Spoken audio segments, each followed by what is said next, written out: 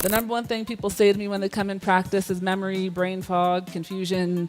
I went upstairs, why did I go? I don't remember. We all have that. The effects are, to use an overused scientific term, pleiotropic.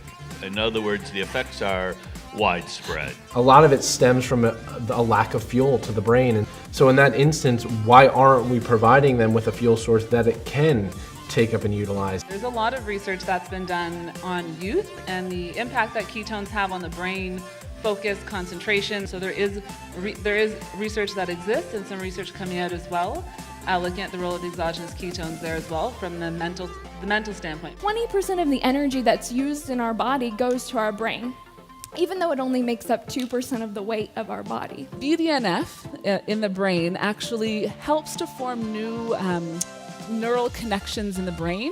And again, in the past, we've kind of always thought like, that's it.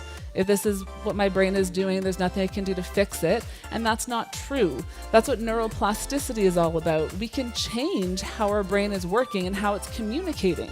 So this BDNF protein is essential in that function. The ketogenic diet increases the production of brain-derived neurotrophic factor in your brain.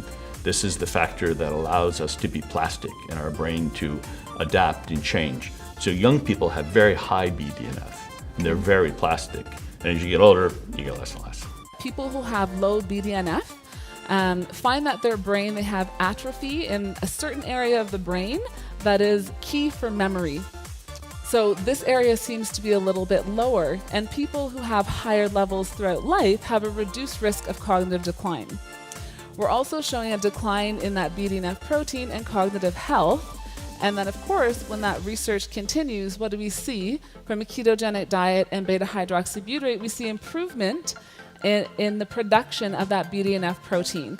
And so some people are concluding that this may be why we're seeing greater cognitive outcomes when people are following a ketogenic diet or supplementing with ketones due to the potential link between beta-hydroxybutyrate and this BDNF protein, which is essential for our brain and for brain repair. The impact of ketogenic dieting, again, on longevity. We're doing a lot of studies on that and seeing a lot of positive effects. And that's super exciting to me because you can keep people around longer, more fulfilled, and being able to really live their life for a much longer time.